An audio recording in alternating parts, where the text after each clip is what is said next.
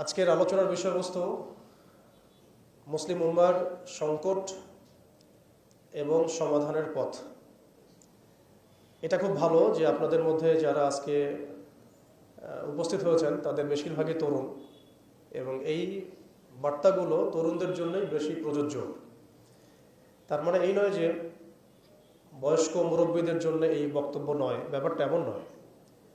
তরুণ প্রজন্মের জন্য এটা খাস, কারণ আমরা আশা করছি এবং স্বপ্ন দেখছি ইনশাআল্লাহ তাআলা এই তরুণ প্রজন্মের হাতে অচিরেই উম্মার সংকটগুলো কেটে যাবে ইনশাআল্লাহ, এবং আমরা আবারও সেই হারানো সেই সোনালী যে সময় সেগুলো ফিরে পাবো ইনশাআল্লাহ। প্রথম যে বিষয়টি আমি আলোচনা করতে চাই, প্রথমে আমাদের অবস্থা বোঝা জরুরি। আমরা কোন হালতে আছি এটা বোঝা জরুরি, এবং কোন হালতে আমরা ছিলাম এটা জানাও জরুরি। ভবিষ্যতে কি হতে পারে এটাও জানা জরুরি।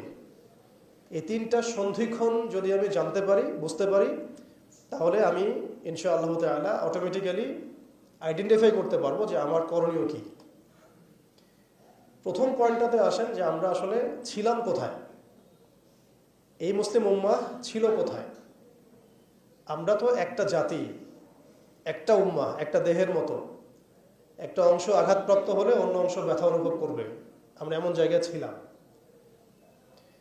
আমরা নবী মুহাম্মদ সাল্লাল্লাহু আলাইহি ওয়াসাল্লামের জীবনী থেকে দেখতে পাচ্ছি যে এমন একটা সময় আজকে থেকে প্রায় 1400 বছর আগে চলে গেছে, যে সমাজটা একদম আইয়ামে জাহিলিয়াতে পরিপূর্ণ ছিল। সেখানে তাওহীদ ছিল না, সুন্নাহ ছিল না, আখিরাত ছিল না, রিসালাত ছিল না। মানুষ লাত, উজ্জা, হুবল, মানাত এগুলোর উপাসনা করত, মূর্তি পূজা করত। মানুষ সুদ খেত, মানুষ জেনা ব্যভিচার করত, বেশি বেশি মদ পান করত, গোত্রীয় হানাহানিতে লিপ্ত ছিল, নারী জাতির অবমাননায় লিপ্ত ছিল। এমনকি তারা মাদকদ্রব্য নিয়ে দিনরাত সময় কাটাত। মানে এমন একটা সমাজ ব্যবস্থা আমরা দেখেছি 1400 বছর আগে, যে সময়টাকে ইতিহাস দুটো শব্দে আইডেন্টিফাই করে, আইয়ামে জাহিলিয়াত। এক কথায় আইয়ামে জাহিলিয়াত, অন্ধকারের যুগ।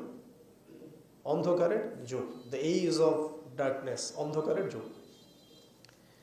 এই অন্ধকারের যুগ আল্লাহ রাব্বুল আলামিন মাত্র 23 বছরের ব্যবধানে একটা কিতাব নাজিল করে, একজন নবীকে প্রেরণ করে, একজন নবীর সুন্নাহ দিয়ে, এবং একটা জামা, সাহাবায়ে কেরামের জামা, মানে ঐক্যবদ্ধ একটা প্ল্যাটফর্ম, এটাকে দিয়ে আল্লাহ রাব্বুল আলামিন মাত্র উইদিন 23 ইয়ার্স, মানে মাত্র 23 বছরের ব্যবধানে আল্লাহ রাব্বুল আলামিন এই সমাজের চিত্রটাকেই পরিবর্তন করে দিয়েছেন।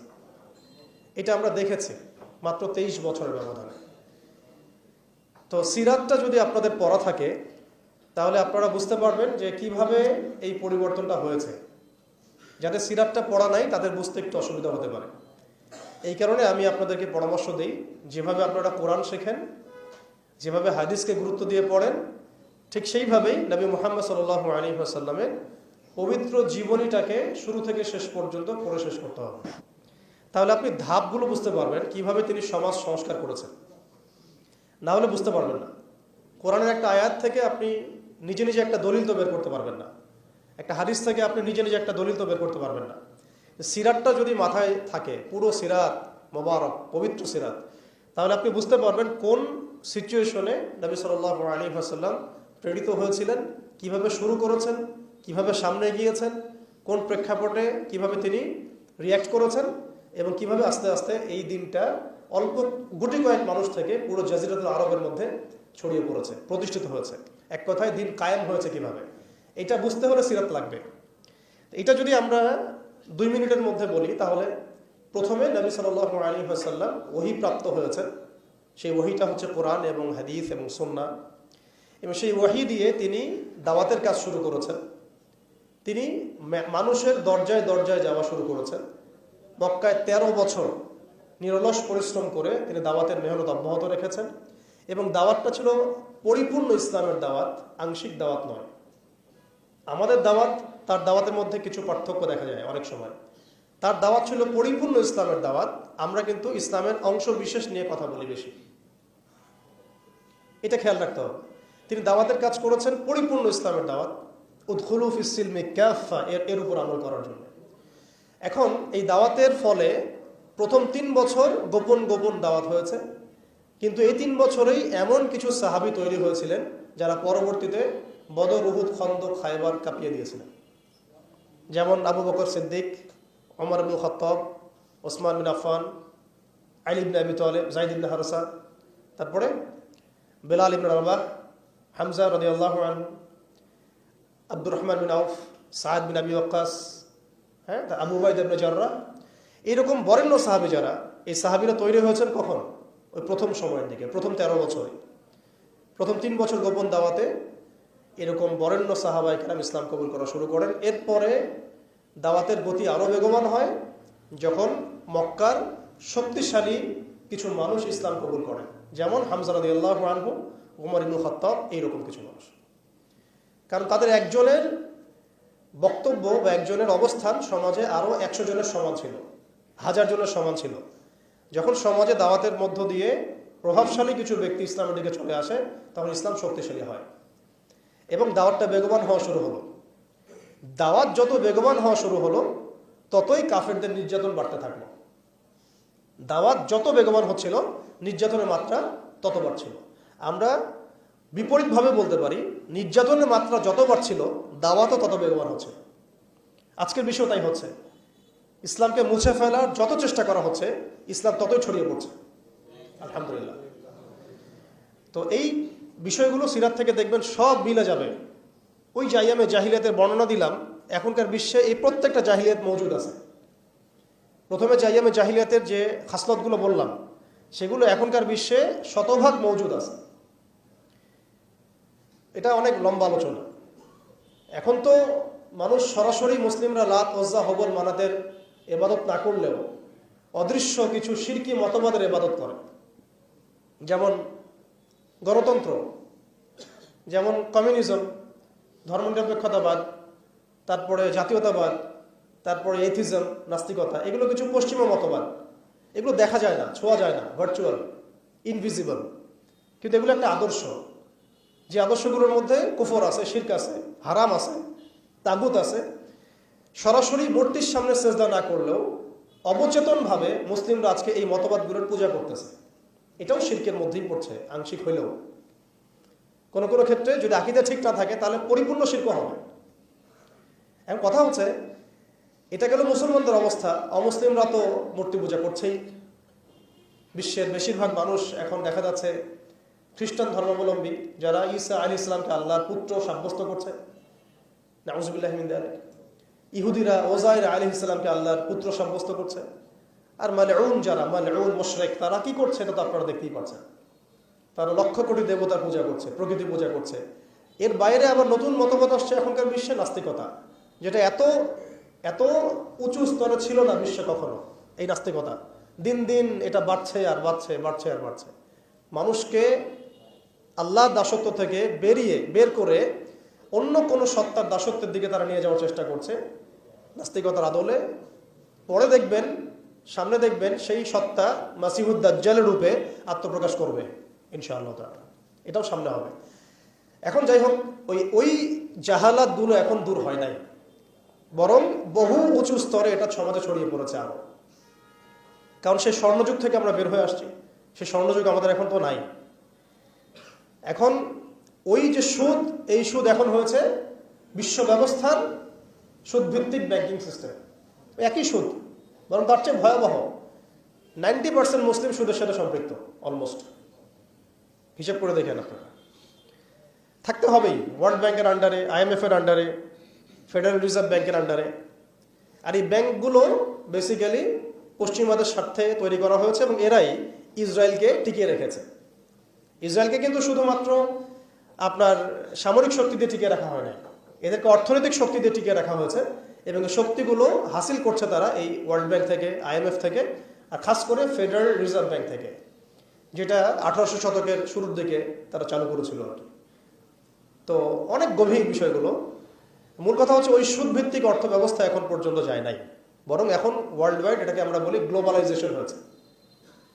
মাদক সেটা কি থেমে গেছে? আইয়ামে জাহিলিয়াতের মাদক এখন বরং আরো উঁচু স্তরে আছে। কোন মুসলিম কান্ট্রি আছে যেটা মাদক মুক্ত? আরবের মধ্যেও দেখবেন মানুষ ওপেনে মাদক খাচ্ছে এখন, আরবের মধ্যেই। যারা গিয়েছেন, যাওয়া আসা করেন, তা তো দেখেনি। মাদক থেকে কে মুক্ত?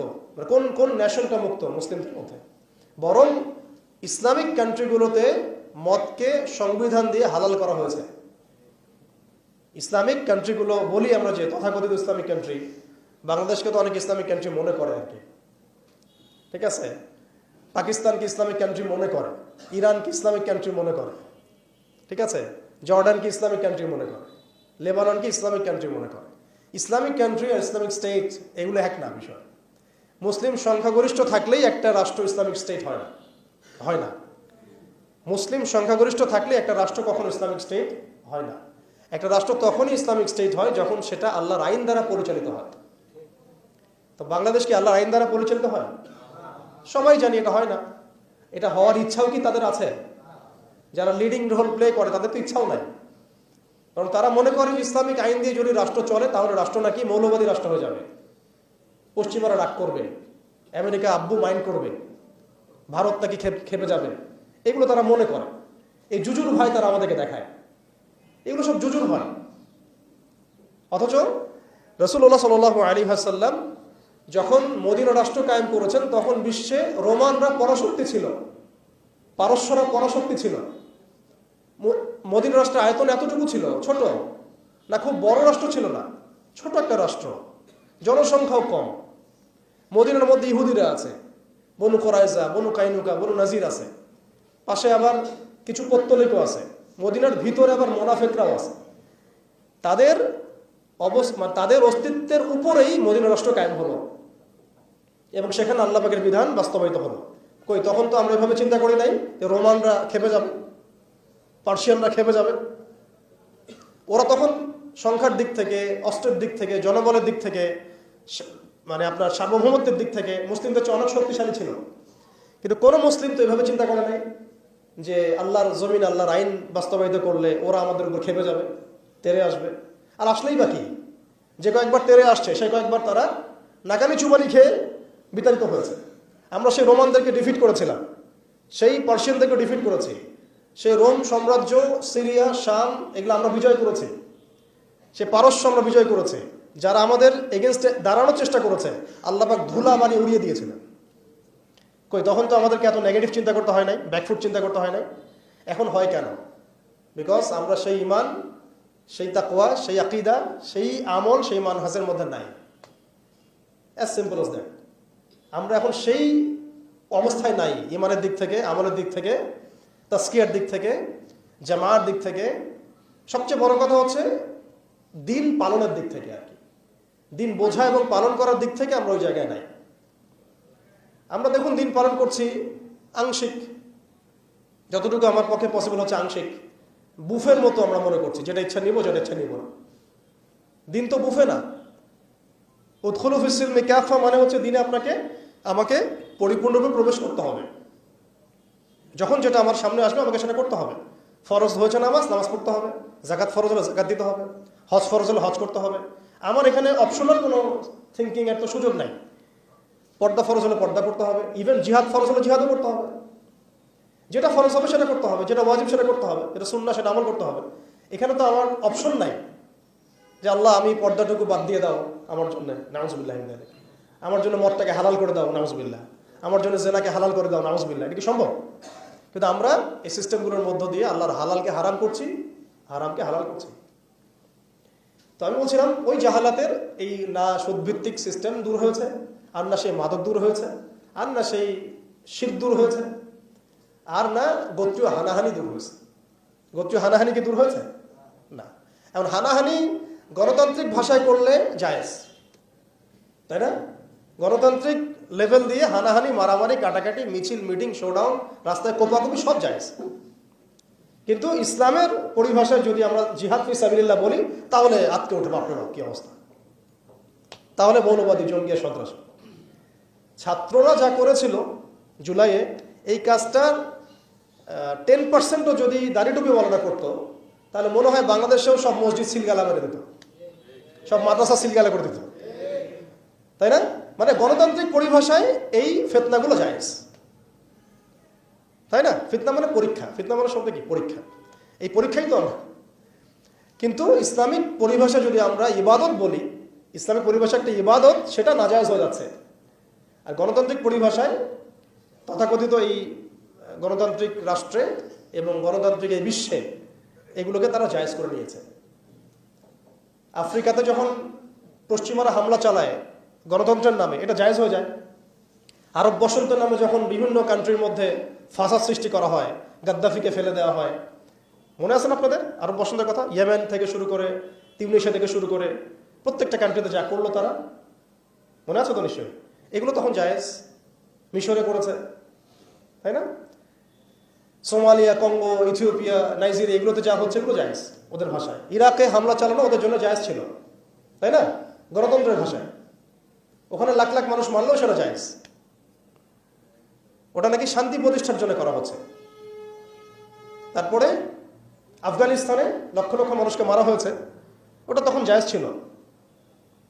কাশ্মীরে আজকে মানুষকে মারা হচ্ছে, এটা ওদের কাছে জায়েজ হয়ে গেছে। আর কোথাও এক্সাম্পল দিব, চায়নার মধ্যে মারা হচ্ছে উইঘুরদেরকে, আরাকানে মারা হয়েছে, তারপরে ইয়েমেনে তো মারা হচ্ছেই সেই 15 সাল থেকেই, জর্ডানে হয়েছে, লেবাননে হয়েছে, খাস করে প্যালেস্টাইনে, খাস করে কোথায়? প্যালেস্টাইনে, গাজায়। এগুলো তারা গণতন্ত্র প্রতিষ্ঠার নামে এগুলো করলে সেগুলো জায়েজ। এবং এখানে দেখবেন 100%ই মুসলিমদের রক্ত ঝরছে, কোনো অমুসলিমের রক্ত কিন্তু ঝরছে না। তো এগুলো তাহলে এই তন্ত্রমন্ত্রগুলোকে আমরা বলি এখনকার জামানার দেবতা, যেগুলোর পূজা ওরা করতেছে। ওই জামানায় যেমন লাত, উজ্জা, হবল, মানাতের ইবাদত হতো, এখন ঠিক এই তন্ত্রমন্ত্রগুলোর ইবাদত, দাসত্ব, পূজা হচ্ছে। এবং সেগুলো আমাদেরকে গেলানো হচ্ছে, আমরা যেন এগুলো হজম করি, গিলি। অথচ এগুলো আমাদেরকে ধ্বংস করার জন্যই তারা সৃষ্টি করেছিল। আমাদের চোখ এখনো সবার খোলে নাই। এই সিস্টেমগুলো আমাদেরকে কখনোই সেই হারানো ঐতিহ্য ফিরাই দিবে না। এই সিস্টেমগুলোর মধ্য দিয়েও কখনো ইসলাম কায়েম করা সম্ভব নয়। আপনারা আরো 100 বছর ট্রাই করেন, 100 বছর পরে হলেও বুঝবেন। যদি হতো 100 বছর আগেই হইতো। আরো 100 বছর ট্রাই করেন, তারপরেও যদি আক্কেল হয়। এই সিস্টেমগুলো তৈরি করা হয়েছে আমাদেরকে ওদের দাস বানানোর জন্য। আমরা যদি সংখ্যাগরিষ্ঠ আসনে সংসদেও যাই, তবুও একটা বৈশ্বিক সিদ্ধান্ত নেওয়ার জন্য আমাকে জাতিসংঘের দ্বারস্থ হতে হবে। ও যদি আমাকে পারমিশন দেয় তাহলে আপনি করতে পারবেন, না দিলে করতে পারবেন না। ওয়ার্ল্ড ব্যাংক লোন দিলে খাইতে পারবেন, না হলে খাইতে পারবেন না। ফেডারেল রিজার্ভ আপনাকে লোন দিলে খাইতে পারবেন, না হলে খাইতে পারবেন না। তোমরা কারা আমাদেরকে খাওয়াবো? তোমরা কারা? তোমাদের কাছে কিসের পারমিশনের দরকার আছে আমাদের? রোমানদের কাছে কি নবী সাল্লাল্লাহু আলাইহি ওয়াসাল্লাম পারমিশন চাইছিলেন নাকি? পার্সিয়ানদের কাছে ওই যুগে তিনি পারমিশন চাইছেন নাকি? আমাদের স্টেট, আমাদের জমি, আমাদের দিন, আমাদের রাষ্ট্র, তুমি কি আমাদেরকে এগুলো বলার?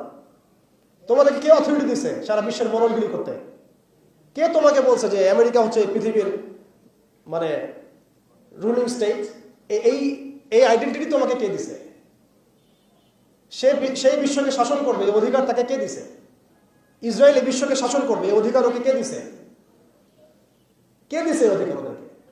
সে যেখানে ইচ্ছা তারা মুসলিমদেরকে মারবে, যেখানে ইচ্ছা আমাদের পণ্যগুলো তারা ধ্বংস করবে, আমাদের মাদেরকে ধর্ষণ করবে, বোনদেরকে রেপ করবে, আমাদের বাচ্চাদেরকে বোম মারবে, হাসপাতালে বোম মারবে। এবং এগুলো সব কিছু অপরাধ করার পরেও তাদের সামান্য ন্যূনতম সাফাইটুকু থাকবে না যে আমরা একটা অন্যায় করছি। বরং তারা উল্টা বলবে আমরা হিউম্যানিটি, গণতন্ত্র এবং শান্তি প্রতিষ্ঠার জন্য কাজগুলো করছি। এরপরে আমাদের চোখ খুলে না যে এই বিশ্বের মধ্যে আমাদের শত্রু কারা। এরপরে ওদের বানানো তন্ত্রমন্ত্রের মধ্যেই আমরা হাবুডুবু খাচ্ছি।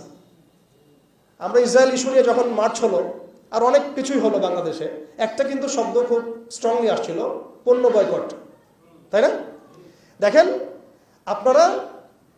আমরা সবাই এতটুকু কমন সেন্স হয়েছে যে পণ্যগুলো যদি বয়কট করি তাহলে ওদের অর্থনীতির মধ্যে ধস আসবে, টাকা ওদের উপার্জন হবে না, সেই টাকা দিয়ে তারা মুসলিমদেরকে নিধন করতে পারবে না।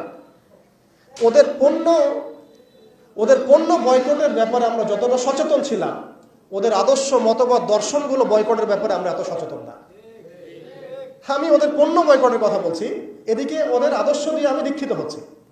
এডুকেশনের মধ্যে ওর আদর্শ, ইকোনমির মধ্যে ওর আদর্শ, পলিটিক্সে ওর আদর্শ, নির্বাচনের মধ্যে ওর আদর্শ, তারপরে আপনার এই কি বলবো সংস্কৃতির মধ্যে ওদের আদর্শ, সামাজিক রীতিনীতি কৃষ্টি কালচার ওদের আদর্শ, ইভেন আমাদের ড্রেস আপ গেট আপ চলাফেরা কথাবার্তা ওঠা বসা এভরিথিং তাদের আদর্শের মধ্যে। আবার এদিকে নামাজে বলছি গায়রিল মাগদুবি আলাইহিম ওয়ালাদ-দাল্লিন, এর অর্থও বুঝি না আমরা। গায়রিল মাগদুবি আলাইহিম ওয়ালাদ-দাল্লিন, আল্লাহ আমাদেরকে তাদের পথে চালায়ও না যারা কিনা মাগদুব আর যারা কিনা দাল্লিন। নবীজিকে জিজ্ঞাসা করা হচ্ছে কারা মাগদুব ইয়া রাসূলুল্লাহ, কারা দাল্লিন? নবীজি বলছেন মাগদুব হচ্ছে হুমুল ইহুদি, তারা হচ্ছে ইহুদি, আর দাল্লিন হুমুন নাসারা, তারা নাসারা খ্রিস্টান। প্রত্যেক নামাজে 17 বার পড়েন, প্রতিদিন 17 বার পড়েন ফরজ নামাজে কমপক্ষে, যে আল্লাহ আমাকে ইহুদিদের পথ থেকে বাঁচাও, খ্রিস্টানদের পথ থেকে বাঁচাও, ওদের আদর্শে আমাদেরকে চালায়ও না। আপনার আমার জীবনের প্রতিটা ডিপার্টমেন্ট এই আদর্শে দীক্ষিত। এমনভাবে আমরা অবচেতন মনে এদের দাসত্ব করছি, মনে হচ্ছে যেন এর বাইরে কোনো পথই নাই, কোনো পদ্ধতি নাই, যেন এর বাইরে কোনো আমাদের উদ্ধার পাওয়ার উন্নতি করার কোনো রাস্তাই মনে হয় খোলা নাই। এরা আসছে কতদিন হলো পৃথিবীতে আপনি বলেন তো আমাকে? এরা পৃথিবীতে আসছে কবে থেকে? এই পশ্চিমাদের যে দৌরত্ব উত্থান, এটা কতদিন থেকে? 100 বছর, 150 বছর, 200 বছর, সর্বোচ্চ 300 বছর, সর্বোচ্চ 300 বছর যদি আপনি ফরাসি বিপ্লব থেকে হিসাব করেন, সর্বোচ্চ 300 বছর। 1400 বছর আগে নবী মুহাম্মদ সাল্লাল্লাহু আলাইহি ওয়াসাল্লাম যে ইনসাফ, যে ঈমান, আদালত, আমানত, ইসলামিক স্টেট, শরিয়া, ইমারা, খিলাফা কায়েম করে দিয়ে গেলেন। তারপরে 1200 বছর তো আমরা বিশ্ব চালাইছি। কত বছর? 1200 বছর। এই 1200 বছর আমরা বিশ্বকে চালাইছি। ওরা আমাদের রাষ্ট্রে থাকতো কর দিয়ে, জিজিয়া দিয়ে থাকতো, ওরা আমাদের রাষ্ট্রে জিজিয়া দিয়ে থাকতো। আমাদের ব্যাক টু ব্যাক জিহাদ হয়েছে ওদের সাথে, জিহাদ হয়েছে, কিতাল হয়েছে, ক্রুসেড হয়েছে। কখনো তো আমরা এরকম করে চিন্তা করি নাই। এটা নতুন ওয়ার্ল্ড অর্ডার আসছে, বিগত 200, 250, 300 বছর থেকে বিশ্বে একটা নতুন ওয়ার্ল্ড অর্ডার নিয়ে আসছে তারা। এবং এই ওয়ার্ল্ড অর্ডার তারা কায়েম করেছে একটা উদ্দেশ্যে, সেটা হচ্ছে তারা এই বাইতুল মুকাদ্দাস এবং হোলি ল্যান্ড, পবিত্র ভূমিটাকে লিবারেট করতে চায় এবং সেখান থেকে তারা দাজ্জালের শাসন কায়েম করতে চায়। বাস, খালাস, আর কিচ্ছু নাই। বিশ্বের যা কিছু হচ্ছে এটা কোনো না কোনোভাবে এর সাথে সম্পৃক্ত। ওদের জাতিসংঘ তৈরি করা, ওদের এই ব্যাংকিং সিস্টেম, ওদের এই পলিটিক্যাল সিস্টেমগুলা, খিলাফাকে ধ্বংস করা, মুসলিমদেরকে এইভাবে টুকরা টুকরা করে বিভক্ত করে ফেলা, মুসলিমদেরকে নিধন করা, ওদের সামরিক যে উন্নতি, হ্যাঁ, ওদের জনসংখ্যা, ওদের যে প্রযুক্তিগত উন্নয়ন, সব কিছু দেখবেন আস্তে আস্তে আস্তে আস্তে ওই বাইতুল মুকাদ্দাসে গিয়ে থাকবে। ওরা চায় ওই জায়গা থেকে বিশ্বকে শাসন করতে, ওরা চায় ওই জায়গা থেকে বিশ্বকে শাসন করতে। এবং ইসরায়েল নিজস্ব একটা রাষ্ট্র না, একটা প্রক্সি রাষ্ট্র। তাকে জন্ম দিয়েছে ব্রিটেন, তাকে জন্ম দিয়েছে ব্রিটেন, ওকে ভরণ পোষণ দিয়েছে ব্রিটেন। তারপরে ওকে আজকে এই বড় করেছে, এই যৌবনে নিয়ে আসছে আমেরিকা, পশ্চিমারা। খালাস, ও একা কিছু ছিল না। কি উদ্দেশ্যে? কারণ তারা তাদের যে গন্তব্য সেটা সম্পর্কে সচেতন। তারা তাদের ধর্মগ্রন্থে এখনো লেখা আছে যে তালমুদ নামক কিতাবে যে শেষ জামানায় ওদের একজন মিসায়া আসবে। মিসায়া, আমরা বলি মাসিহ, তারা বলে মিসায়া। যে মিসায়া আসলে পরে তারা জেরুজালেম থেকে পুরো বিশ্বকে শাসন করবে। জেরুজালেম এক্স্যাক্টলি নাই, আসছে হোলি ল্যান্ড। তো হোলি ল্যান্ডের কেন্দ্র তো জেরুজালেমই আর কি। সেই হিসেবে বললাম হোলি ল্যান্ডটা কি মিশরের নীলনদ থেকে ইরাকের ইউফ্রেটিস নদী পর্যন্ত, মিশর থেকে ইরাক, এই পুরো জায়গাটা ওরা উন্মুক্ত করতে চায়। করতেছে কিনা? করতেছে কিনা? একটু একটু একটু একটু করে তারা এই মিশনের দিকে হেঁটে যাচ্ছে। এবং যারাই ওদের পথে বাধা দিবে তাদেরকে তারা ধ্বংস করে ফেলবে। আরবের মুনাফিকরা এমনি তাদের তাবেদার হয় নাই, কারণ ওদেরকে তারা এই ভয়ে, জুজুর ভয়ে রেখে দিয়েছে। বিশ্বাস করেন এই FBI, তারপর CIA, বাকি যারা যারা ওদের গোয়েন্দা সংস্থারা আছে, এরা সবাই কোনো না কোনোভাবে আরবকে নিয়ন্ত্রণ করছে। শুধু তাই না, ওদের আদলে প্রত্যেকটা সেকুলার মুসলিম কান্ট্রিকে সাজানো হচ্ছে। ওই ধাঁচেই সামরিক বাহিনীগুলো কাজ করছে। তাদের মিশন আমরা সার্ভ করতেছি, তাদের মিশন মুসলিমরা সার্ভ করতেছে। ওদের ওয়ার্ল্ড ব্যাংক, IMF কিছুই করতে পারতো না যদি আরবরা তাদেরকে তেল না দিত। শুধু তেল দিয়েছে তাই নয়, বরং তার একটা পেট্রো ডলার মনিটরিং সিস্টেম চুক্তি করেছে। পেট্রো ডলার মনিটরিং সিস্টেম, এটাকে আমরা বলি পেট্রো ডলার চুক্তি। এই চুক্তি ডলারকে বিশ্বের মানে লিডিং কারেন্সি বানাইছে। ডলারের কি মূল্য আছে যে আমাকে এত টাকা দিয়ে $1 কিনতে হবে? এটার পিছনে আছে পেট্রো ডলারের ইতিহাস। এই কারণে আজকে ডলার সারা বিশ্বকে ডমিনেট করতেছে। আপনি ডলারের বাইরে চিন্তাই করতে পারবেন না। ওয়ার্ল্ডে মাত্র 3টা কান্ট্রি আছে যে 3টা কান্ট্রি ওদের এই সিস্টেমের বাইরে থাকে। আর যারা থাকে তাদেরকে যে ওরা কত রকম চাপ দিচ্ছে এটা তো আপনারা জানেন।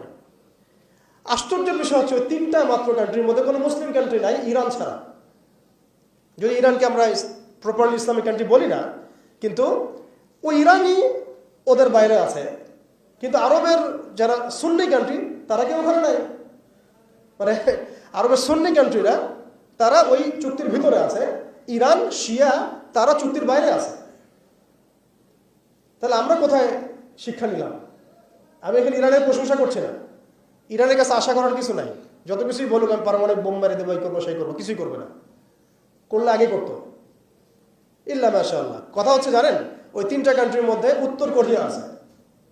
উত্তর কোরিয়ার মতো ছোট্ট একটা রাষ্ট্র, সে এই ওদের এই বলয় থেকে বেরিয়ে থাকতে পারে, আমাদের সাহস হয় না।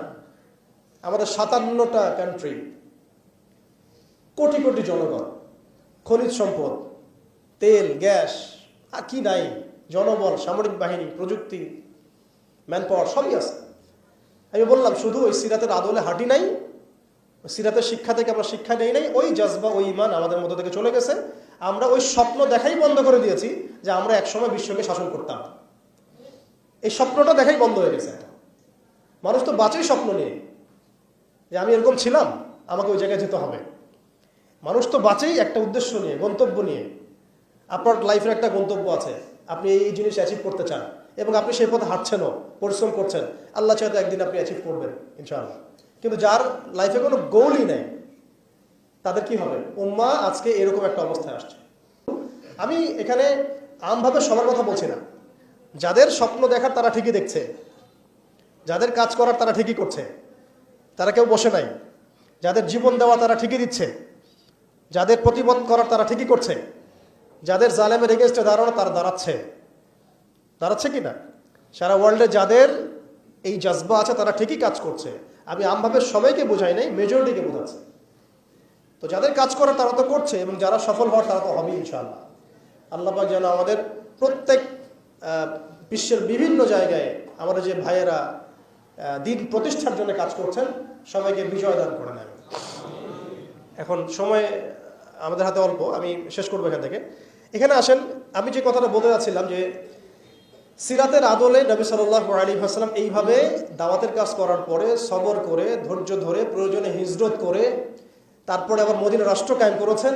তারপরে দাওয়াতের সাথে সাথে জিহাদ, কিতাল এগুলোর মধ্য দিয়ে তিনি পুরা মক্কা বিজয় করলেন, এবং মক্কা বিজয়ে এই যে ভিত্তি, এর উপর দাঁড়িয়ে পুরা আরব বিজয় হলো, এবং এই ভিত্তির উপর দাঁড়ায় 4 খলিফা 30 বছর শাসন করলেন, তাই না? তখন কি ইসলাম এরকম সংকুচিত অবস্থায় ছিল, দুর্বল অবস্থায় ছিল? মোটেই না। বরং স্পেন থেকে, একেবারে স্পেন থেকে এদিকে চায়না পর্যন্ত, এইদিকে আফ্রিকা থেকে নিয়ে পুরো সিন্ধু পর্যন্ত এই পুরো জায়গাটা আমাদের ছিল। সুবহানাল্লাহ। চিন্তা করা যায়? চিন্তা করছেন একবার যে উমর রাদিয়াল্লাহু আনহু একটা এই খেজুরের বানানো মসজিদে বসে আছেন? ভাবা যায়? এই মাটির মধ্যে তিনি শুয়ে আছেন। রোমান সম্রাটের একজন দূত এসে দেখলো তিনি মাটিতে শুয়ে আছেন, দুপুরবেলা রেস্ট নিচ্ছেন।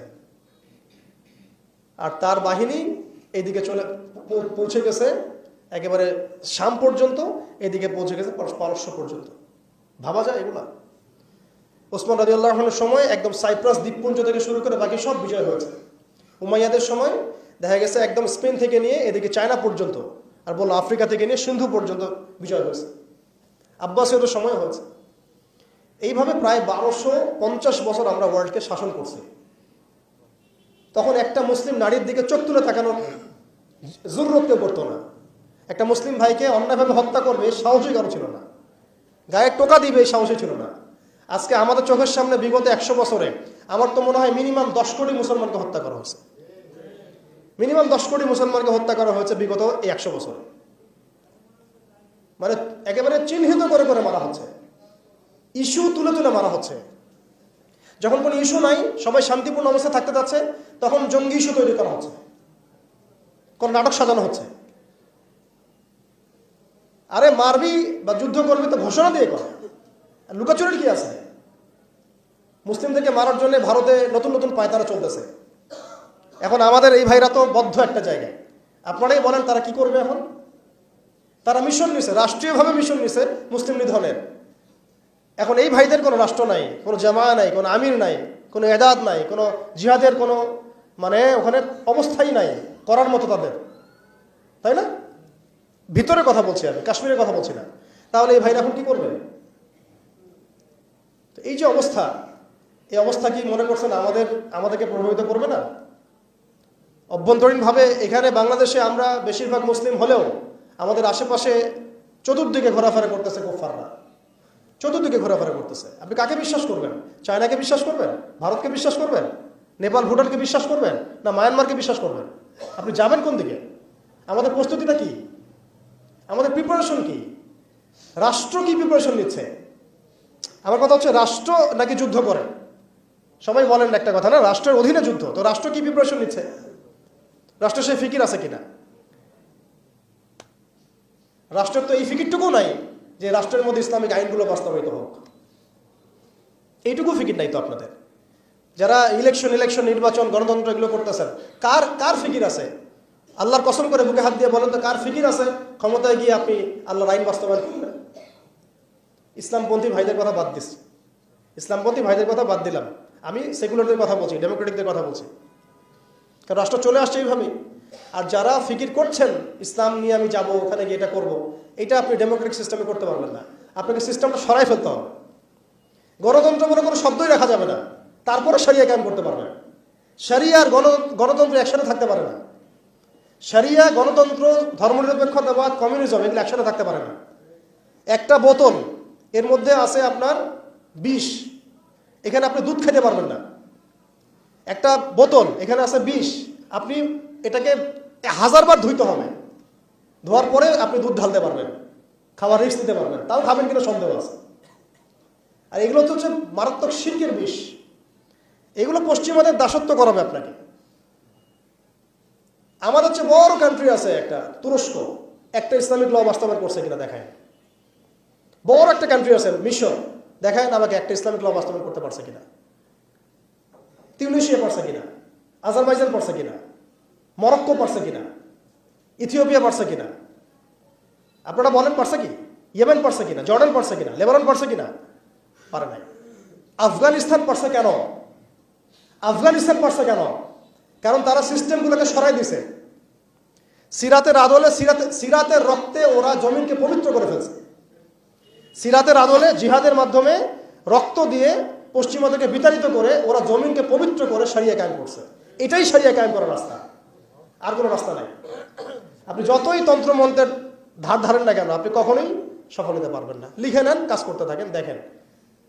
ফান্তাজিরু ওয়া ইন্না মাআকুম মিনাল মুনতাজিরিন। কোনো সমস্যা নাই। আফগান পারছে এই কারণেই, কারণ তারা পশ্চিমাদের তন্ত্রমন্ত্রের গোলক ধাঁধায় পড়ে নাই। তারা সিরাতের রাস্তায় হাঁটছে।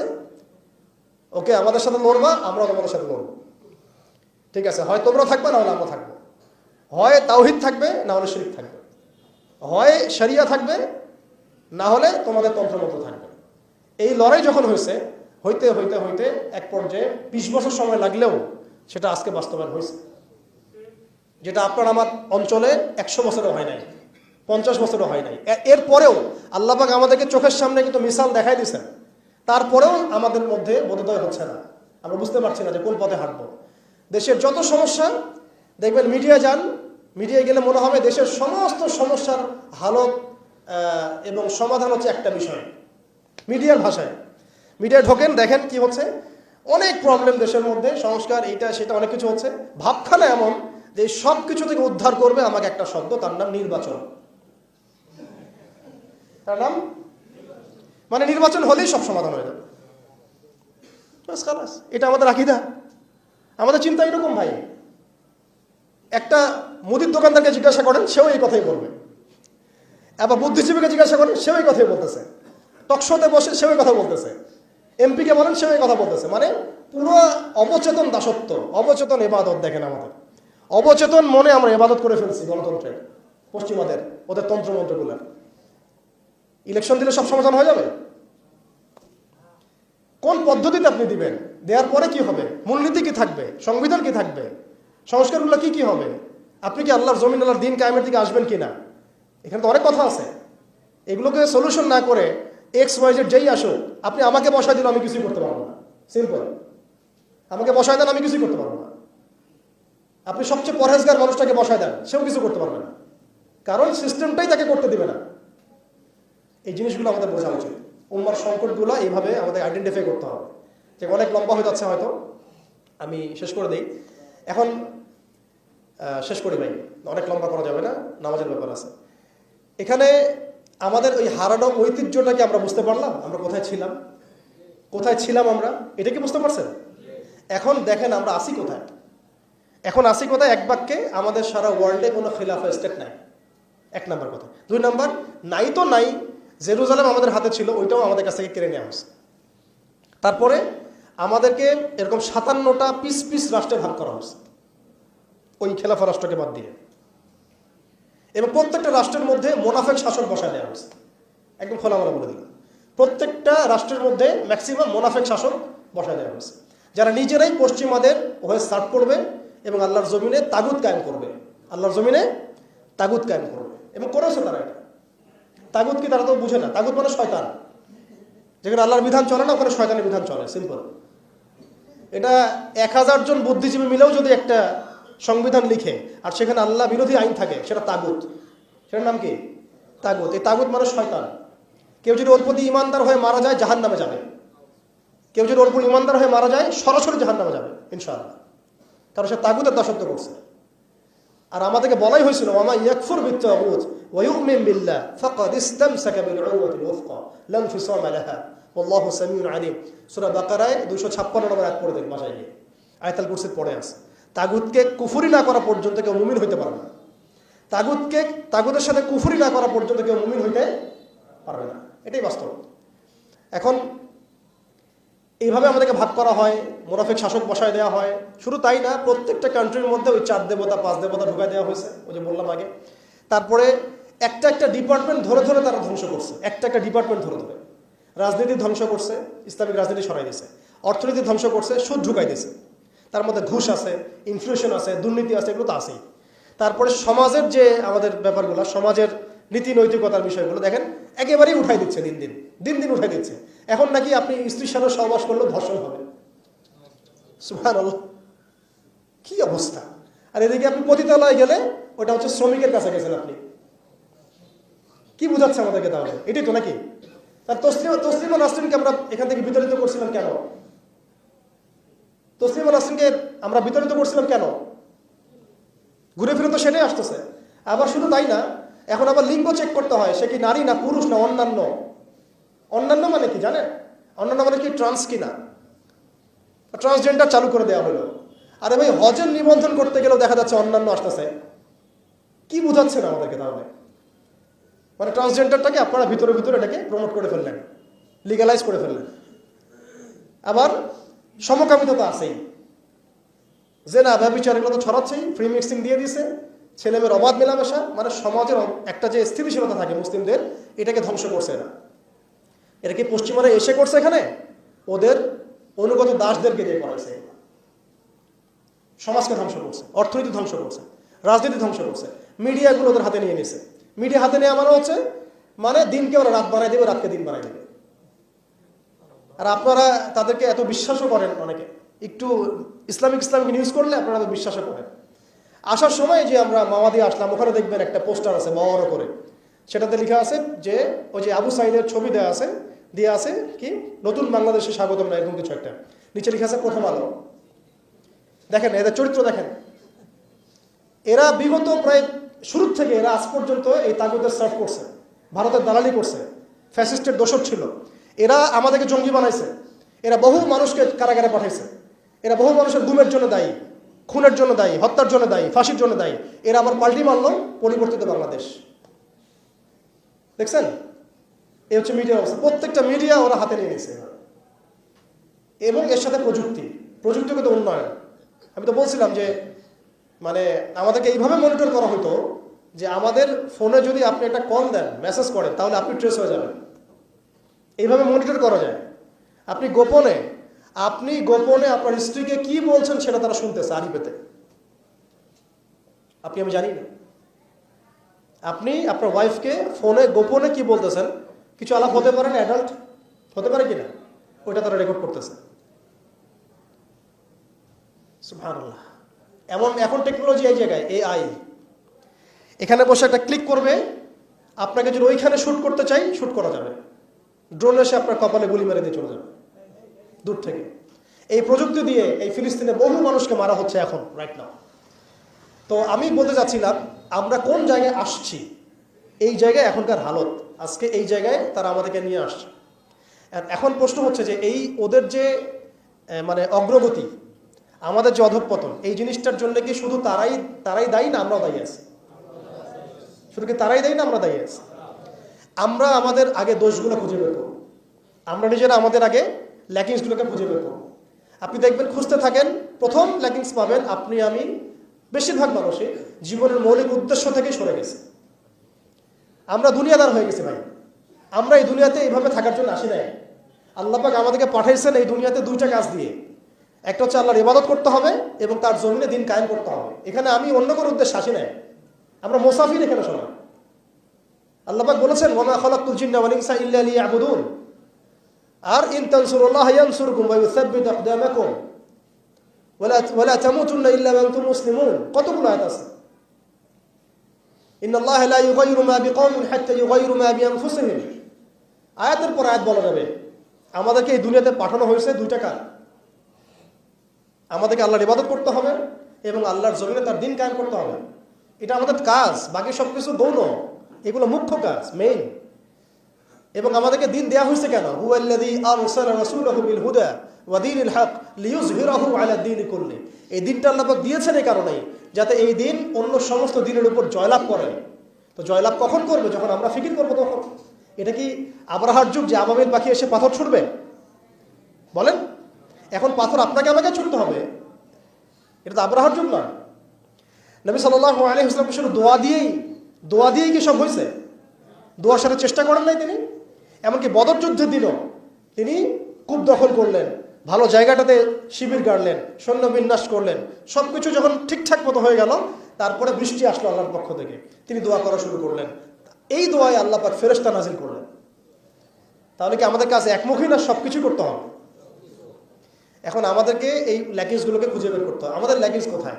এই ইমানের দুর্বলতা, জীবনের উদ্দেশ্যে দুর্বলতা। আমরা দুনিয়াদার হয়ে গেছি, ভোগবিলাসী হয়ে গেছি, আমরা আমাদের ঐতিহ্য ভুলে গেছি, আমাদের শেকড় ভুলে গেছি, আমলে ঘাটতি হয়ে গেছে, হারামখোর হয়ে গেছি, আমরা জেনাকার হয়ে গেছি, আমরা ফ্রি মিক্সিং করতেছি, পরকীয়া করতেছি, ঘুষ খাচ্ছি, দুর্নীতি করতেছি, সুদ খাচ্ছি, আমরা করতেছি। এগুলো পশ্চিমারা করতেছে না। আমাদের ল্যাকিংসগুলোকে আমাদেরকে দূর করতে হবে। ইলমের ঘাটতি হচ্ছে, আমলের ঘাটতি হচ্ছে, আলেমদের সাথে সহবত নাই, তাসকিয়া নাই, পড়াশোনা নাই। কি করতেছি ভাই আমরা? আসলে কি জন্য আসছি আর কি করতেছি? এইখান থেকে ভবিষ্যৎটা হচ্ছে এই যে ইনশাআল্লাহ এই দিন বিজয় লাভ করবেই। আজকার কাল হোক, আল্লাহ পাক এমন জামা, এমন ইমারা, এমন আল্লাহর সেনাবাহিনী তৈরি করবেন যারা আস্তে আস্তে আস্তে আস্তে বাইতুল মুকাদ্দাস পর্যন্ত জয় করবে। এটা লেখা হয়ে গেছে। ইমামুল মাহদী আসবেন, লেখা হয়ে গেছে, এবং তার অনুসারী তৈরি হয়ে যাবে, লেখা হয়ে গেছে। দাজ্জালের বাহিনীও তৈরি হবে, এটাও লেখা হয়ে গেছে। দাজ্জাল তার অনুসারী ইহুদিদেরকে নিয়ে এই বিশ্বকে 40 দিন শাসন করবে, এটাও লেখা হয়ে গেছে। এবং তারপরে ঈসা আলাইহিস সালাম তাকে হত্যা করবেন প্যালেস্টাইনের বাবে লুদ নামক জায়গায়, এটাও লেখা হয়ে গেছে। মহাযুদ্ধ মালহামা আসবে, এটাও লেখা হয়ে গেছে। এখন কথা হচ্ছে এগুলো যেহেতু হবেই, লাউহে মাহফুজে লেখা হয়ে গেছে, কুদিয়াল আমর, তাহলে আমাদেরকে তো আমাদের কাজগুলো এখন বের করে ফেলা উচিত। আমাদের কাজ কি করতে চান? আদৌ সেই বিজয় কাফেলে আমরা শরীক হতে চাই কিনা? নাকি এইভাবেই আমরা দিন যাবে, রাত যাবে, খাবো দাবো, ফুর্তি করবো আর মারা যাবো, এটাই কি আমাদের উদ্দেশ্য কিনা? আমাদেরকে আমাদের লক্ষ্য আগে ফিক্স করতে হবে। লক্ষ্য ফিক্স করতে হলে কয়েকটা কাজ মোটা থেকে বের হয়, আমি 1 মিনিটে বলে শেষ করে দিচ্ছি। সেটা হচ্ছে ভাই, আমাদের সবাইকে আগে তওবা করে আল্লাহর দিকে ফিরে আসতে হবে, প্রথম কাজ এটা। কারণ নাপাক কলব দিয়ে, নাপাক হৃদয়ের মধ্যে আপনি কখনো দিনের ফিকিরগুলোকে ঢুকাইতে পারবেন। কলবকে পবিত্র করতে হলে আমাকে আগে তওবা করে আল্লাহর দিকে ফিরতে হবে। আল্লাহর দিকে ফিরে আসেন, নিজের জীবনটাকে মূল্যায়ন করেন। আসেন আমরা সবাই মিলে একটা কাজ করি, অন্তত পক্ষে আমরা সবাই মিলে একটা চেষ্টা করি, ফলাফল আল্লাহর হাতে, আল্লাহর জমিনে আল্লাহর দিন কায়েম করা যায় কিনা চেষ্টা করে দেখি ইনশাআল্লাহ। এবং সেটা আমাদেরকে তো আল্লাহ পাক পুরো বিশ্বের জিম্মাদার করেন নাই, আমরা এই অঞ্চলে থাকি, এই অঞ্চলে অন্তত আমাদের চেষ্টা করা উচিত। অন্য অঞ্চলে তো ভাইরা চেষ্টা করছে। আফগানের ভাইরা তো আমাদের জন্য পরোয়া করে বসে থাকে নাই, থাকছে? থাকে নাই। ওই আফ্রিকার ভাইরাও তো বসে নাই, এদিকে হামাসের ভাইরাও বসে নাই। কেউ কি বসে আছে? দেখেন, যাদের কাজ করা তারা কিন্তু ঠিকই করতেছে। আমাদের অঞ্চলের কনফ্লিক্টটা আপনি এড়াইতে পারবেন না। আমাদের অঞ্চলের কনফ্লিক্টটা হচ্ছে এই উগ্র হিন্দুত্ববাদীদের এগেনস্টে। এটা আজ হোক আর কাল হোক আপনারা বুঝতে পারবেন। এর একটা বড় মিশন নিছে, অখণ্ড ভারত তারা করতে চায়। এটা স্পষ্ট এজেন্ডা ওদের। এই এজেন্ডার মধ্যে বাংলাদেশ বাইরে না, বাংলাদেশ অন্তর্ভুক্ত আছে। আমাদেরকে প্রিপারেশন নিতে হবে, সব দিক থেকে প্রিপারেশন নিতে হবে। সবচেয়ে বড় প্রিপারেশন আল্লাহর দিকে ফিরে আসা, পরিপূর্ণ ইসলামে প্রবেশ করতে হবে। উদখুলু ফিস-সিলমি কাফা, একদম। আর ওই যে একটা প্রথমে বললাম, ইত্তাকুল্লাহ ইত্তাকুল্লাহ ওয়ালা তামুতুন্না ইল্লা ওয়া আনতুম মুসলিমুন, পরিপূর্ণ মুসলিম হয়ে যেতে হবে। আল্লাহর ভয় নিয়ে আসা, আল্লাহর কাছে আত্মসমর্পণ করা, পরিপূর্ণ মুসলিম হয়ে যাওয়া, আল্লাহর সব আদেশগুলো মানা, নিষেধগুলো ছেড়ে দেওয়া, নবীর সব আদেশ মেনে চলা, নবী যে নিষেধ করেছেন সেগুলো ছেড়ে দেওয়া সাল্লাল্লাহু আলাইহি ওয়াসাল্লাম। একই সাথে হালাল খাইতে থাকা, হারামে না যাওয়া, পরিবার ঠিকঠাক করে ফেলা। যদি ঠিক না হয় অন্তত একা হইলে একাই চলতে হবে। এটা আপনার জীবন, হিসাব আপনার, কবর হাসর আমার, যার যার তার। এটাতে কারো জন্য কারো পরোয়া করার কোনো সুযোগ নেই, কারো জন্য কারো বসে থাকার কোনো সুযোগ নেই। আমাকে আমার রাস্তায় চলতে হবে। অতএব এটা ঠিক করে ফেলা, পাশাপাশি আমাদের সন্তানদেরকে মানুষ করার চেষ্টা করা, এবং খাস করে আমাদের তরুণ ভাইদেরকে এই ইমানের পথে নিয়ে আসা। তাদেরকে দিয়ে হবে ইনশাআল্লাহ। আমরা প্রমাণ দেখেছি তাদেরকে দিয়ে হবে, এটা আমরা বিশ্বাস করি। শুধু তাদেরকে ঠিকভাবে নার্সিং করতে হবে। ভুল পথে যেন রক্ত না যায়, ভুল পথে যেন রক্ত না যায়। আজকে আবু সাইদ জীবিত থাকলে এই কথাটাই বলতো, এই জন্য রক্ত দিয়েছিলাম নাকি আমি কি এই জন্য রক্ত দিয়েছিলাম নাকি? আজকে মুগ্ধ থাকলে এই কথাই বলতো, আমি এই জন্য রক্ত দেই নাই। যা করতেছেন আপনারা, আর বেশি বললাম না, যা করতেছেন আপনারা, শহীদ ভাইরা জীবিত হইলে তার এই কথা বলতো, এই জন্য আমরা রক্ত দেই নাই। এখন আমাদের এই প্রজন্মের ভাইদেরকে বোঝাতে হবে, দাওয়াতের কাজ বাড়াতে হবে, ওলামা ইকরামের সহবত লাগবে, ইলম লাগবে, তারপরে তাসকিয়া লাগবে, আধ্যাত্মিকত্বের দরকার আছে, ব্যাপক পড়াশোনা করতে হবে, আমল বাড়াই দিতে হবে, এবং সময় নষ্ট করা যাবে না। এর পাশাপাশি আমাদের প্রয়োজন হবে একটা জামাআবদ্ধ হওয়া। প্রত্যেকটা জায়গায় তাওহীদপন্থী ভাইদেরকে জামাআবদ্ধ হয়ে যেতে হবে। বড় পরিসরে জামা হোক না হোক, ছোট ছোট জামাগুলো হয়ে যাক, ছোট ছোট জামাগুলো প্রত্যেকটা জায়গায় হয়ে যাক। এলাকা ভিত্তিক কাজ করেন, মসজিদ ভিত্তিক কাজ করেন, আপনি অ্যাসোসিয়েশন করে কাজ করতে থাকেন। ইনশাআল্লাহ একদিন না একদিন আল্লাহ চান্ত বড় জামাও ক্রিয়েট হয়ে যাবে ইনশাআল্লাহ। আমাদের লাগবে আমির, লাগবে মামুর, লাগবে সামউ ওয়া তুআ, আমাদের লাগবে একটা চেইন অফ কমান্ড, এবং এদাদ লাগবে, প্রস্তুতি লাগবে, শারীরিক প্রস্তুতি, মানসিক প্রস্তুতি, আত্মিক প্রস্তুতি। যখন সময় আসবে ইনশাআল্লাহ আমরা ঝাঁপাই পড়বো ইনশাআল্লাহ। এখন এখানে দাওয়াতের ক্ষেত্র চলতেছে, বাংলাদেশে এখন দাওয়াতের মেহনত বাড়াতে হবে, ব্যাপক দাওয়াতের কাজ করতে হবে। এখানে বাংলাদেশের অভ্যন্তরে সশস্ত্র যুদ্ধের কোনো এখানে মাসালা নাই, সুযোগ নাই। হ্যাঁ, ওরা যদি আমেরিকা হয়ে আসতে চায় আমরা তালেবান হয়ে যাবো, খালাস। ওরা যদি ইসরায়েল হয়ে আসতে চায় আমরা হামাস হয়ে যাব।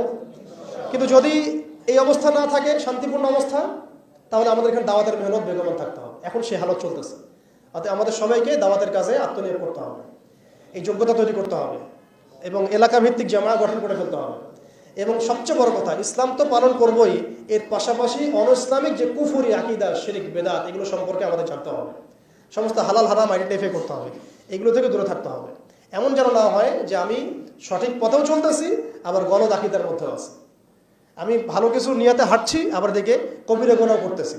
এমন যেন না হয়। নিজেকে একেবারে আকীদা, আমল সব দিক থেকে পরিশুদ্ধ করে নেওয়া। আল্লাহ পাক আমাদের সবাইকে, খাস করে আমাদের তরুণ ভাইদেরকে, এবং যারা যারা আমরা এই বয়ান শুনলাম বা শুনছি বা শুনবো ইনশাআল্লাহ, সবাইকে আল্লাহ রাব্বুল আলামিন এই জমিনে দিন কায়েমের জন্য কবুল করে নেন। আল্লাহ পাক আমাদেরকে পরিপূর্ণ সত্য ঈমান দান করেন, একদম সাহাবীওয়ালা জিন্দেগি দান করেন, একদম হালালের মধ্যে থাকার তৌফিক দান করেন, সব ধরনের হারাম এবং কবিরা গুনাহ ছাড়ার তৌফিক দান করেন, সমস্ত রকম শিরক, বেদাত এবং বিজাতীয় মতবাদ ছেড়ে দেওয়ার তৌফিক দান করেন। খাস করে আল্লাহ পাক আমাদের মধ্যে একটা ভ্রাতৃত্বের বন্ধন দান করেন। যারা যে ভাইরা দেশের মধ্যে কাজ করছেন সবার সাথে হৃদ্যতাপূর্ণ সম্পর্ক রাখার তৌফিক দান করেন, এবং আমাদেরকে একটা ঐক্যবদ্ধ প্ল্যাটফর্ম দান করেন। বহির্বিশ্বে যা হচ্ছে, আশেপাশে যা হচ্ছে, রাষ্ট্র, অর্থনীতি, জিওপলিটিক্স, সবকিছু সম্পর্কে একদম চোখ কান খোলা রাখার তৌফিক দান করেন। যখন যে হালত আসবে সেইভাবে আমরা রিয়াক্ট করবো ইনশাআল্লাহ। এখন আমাদের কাজগুলো যেগুলো বললাম এগুলো আমরা করতে থাকবো, এবং এগুলোর সাথে সাথে আমরা ব্যাপক দাওয়াতের কাজ করতে থাকবো। আল্লাহ পাক আমাদের সবাইকে যেন দিনের জন্য কবুল করেন।